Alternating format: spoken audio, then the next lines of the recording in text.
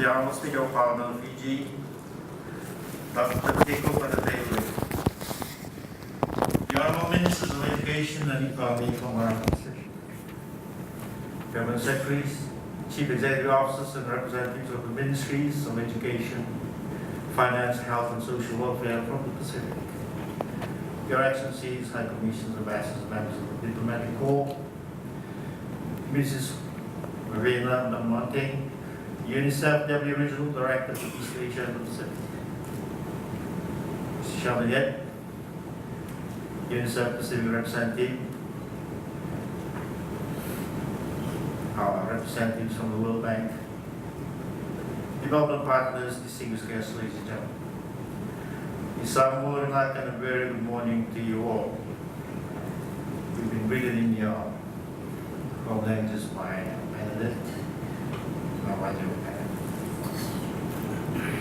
On behalf of the Fijian government and the Fijian people, it is indeed an honor and pleasure for me to welcome you all to the initial meeting of the 2017 Pacific Early Childhood Development Conference. Fiji is honored to host this important event and support the advancement of early childhood education across the Pacific. Over the past 2 days, you have brought together experts in education, finance, health and nutrition, child protection, and social welfare from 15 Pacific Island countries to deliberate and map a way forward on how we should continue to advance early childhood education in our region. These are important sectors in any community that are critical to making sure our youngest and the most vulnerable citizens of our nations across the Pacific can access opportunity and grow up to be healthy, prosperous, and responsible citizens of our respective countries. And today, we have the Honourable Ministers responsible for education and the Honourable Ministers for economy and finance present to help develop our call to action to mobilize every nation in the Pacific to boost their investment and expand their commitments in early childhood development. In Fiji, we have made early childhood care and education a key part of our strategy to support our young people and help them build a better and smarter nation.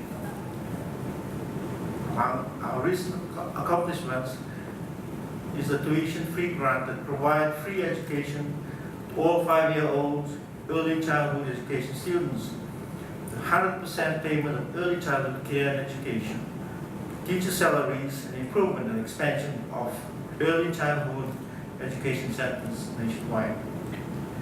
We have made commendable progress by reducing standard growth in Fijian children, particularly for those under 5 years old, thus reducing mortality rates by improving immunization and child nutrition, among other health initiatives that will raise the quality of care in Fiji.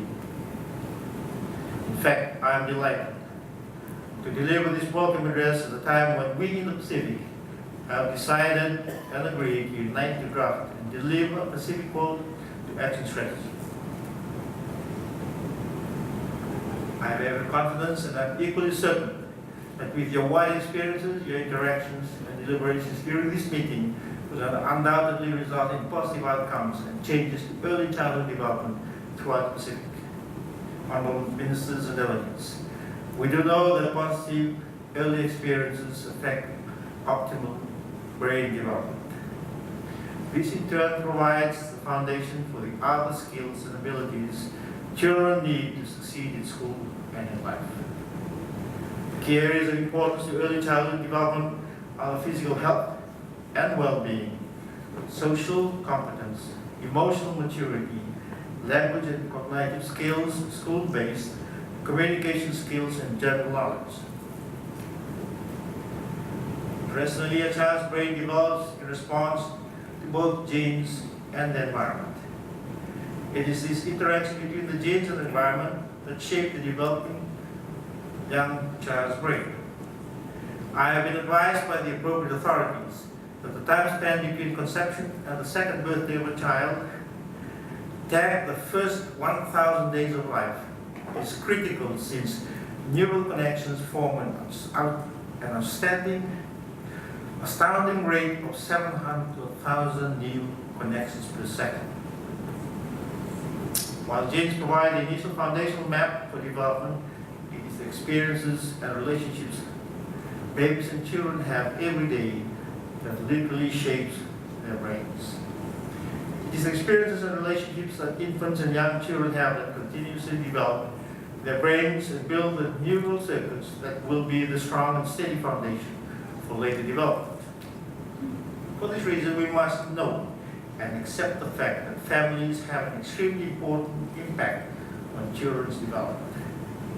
The community and service environments in which children and families interact also play a key role in supporting optimal development. Caring and positive relationships are essential to ensure stress levels promote resilience for babies and children. Significant wiring occurs during the first years of a child's life, and this effectively programs child development. At the age of 3, a child has around 1,000 trillion brain connections or synapses, which in later development are selectively pruned. When adolescents reach brain synapses will number around 500 trillion, and this number remains relatively stable into adulthood. It is extremely important to address in our countries elements that have a negative impact on brain development. These include physical or sexual abuse, neglect or lack of affection, parental mental illness, family violence, poverty, and lack of adequate housing. These ongoing stress factors that are not bucked by caring and positive relationships disrupt brain architecture, leading to a lower threshold activation of the stress management system, which in turn can lead to lifelong problems in learning, behavior, and both physical and mental health. Honorable delegates, ladies and gentlemen, the 2013 Fijian Constitution has a broad range of rights under the Bill of Rights. Every individual to enjoy their human rights, violence must end, inequality must end. The Fijian government highly condemns violence against women and children and has in place laws to address this. Fiji's Prime Minister, the Honorable Orangi Manmarama, has himself referred to it as a national shame and has further called on all Fijians to eliminate violence against women, children, and the most vulnerable in our society. The Fiji Constitution includes the rights of the children, the rights of the people, even with disabilities, the right to health, the right to education, and others. The rights of the child are principally those enshrined in the UN Convention on the Rights of the Child. In Fiji, the Child Welfare Decree has been developed to ensure protection of children against abuse and to curb this scourge in our communities. The National Child Helpline Facility is an undertaking by the Fijian government to enable us to break the silence on child abuse and offer our children a means to hear their voices. Furthermore, we have convened 3 divisional and 1 national children's symposium for the first time, and engagement has been very rewarding, for we now have the Children's Manifesto, which guides our actions. This will be an annual event to further promote the positive outcomes of the first Children's Symposium. Investments in young children are one of the most cost-effective strategies for healthier and more productive populations, with potential returns that far exceeds costs. It is vital to invest earlier rather than later, because the development of brain architecture in the early years is foundation of future learning behavior and health. There is considerable work yet to be done. Like many Pacific Island countries, Fiji aims to hasten the pace of progress to achieve the Sustainable Development Goals relating to early childhood education by the year 2013.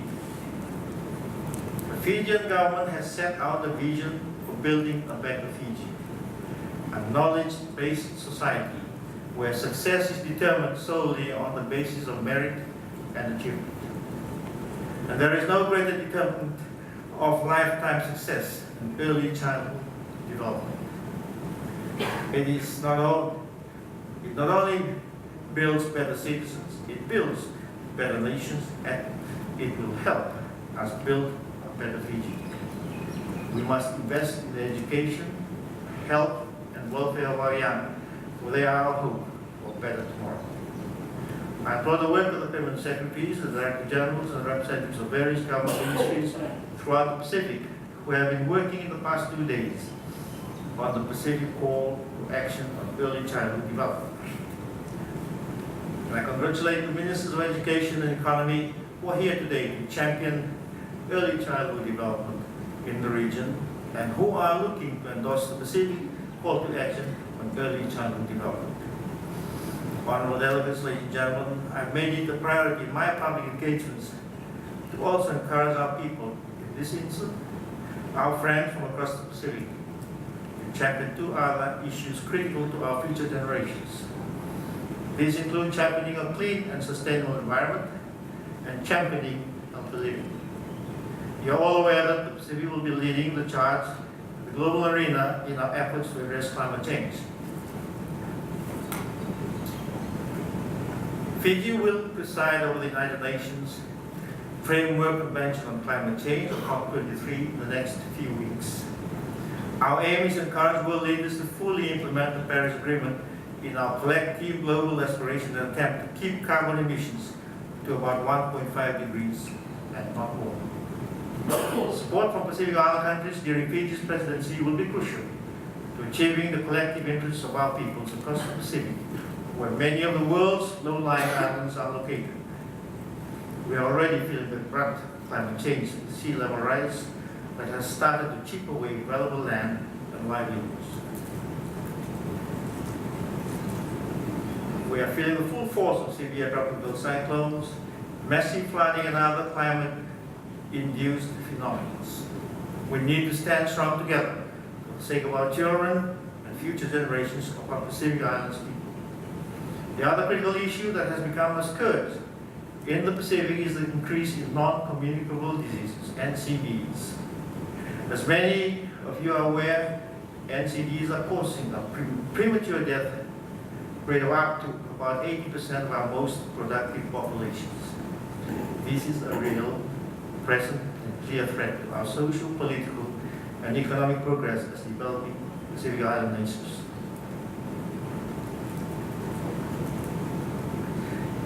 Statistics reveal that the Pacific Islands people are killing over from NCDs because of a massive change in our lifestyles. We are choosing to consume unhealthy foods and excessively indulge in smoking, drinking alcohol, and coffee. We are choosing to ignore the need to exercise physically on a daily basis. We need to reverse this trend if we want to live healthy and happy lives. More importantly, we need to change for the sake of our children and our grandchildren. So as we gather to discuss issues concerning early childhood development, I strongly encourage you and I urge you to also consider the need for community and national leaders across the Pacific for us to lead by example. Champion a healthy and sustainable environment, and champion a healthy and happy lifestyle. Honorable delegates, ladies and gentlemen, I look forward to hearing more about the outcomes of your conference and how countries are acting on the recommendations and commitments issued from this important meeting. Again, I extend my warmest welcome to you all and wish you a very successful meeting. And for our visiting dignitaries, I hope that you will have time to enjoy our traditional Fijian hospitality, and may you have a safe trip home. Thank you. May God bless you.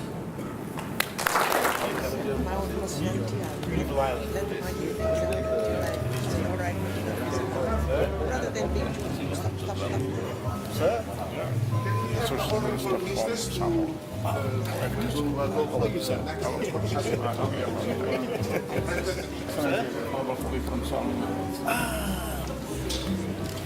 You know my good friend Milna Tozakia is the minister from. Say hello to you because I will. we were high commissioners together in Canberra. Oh.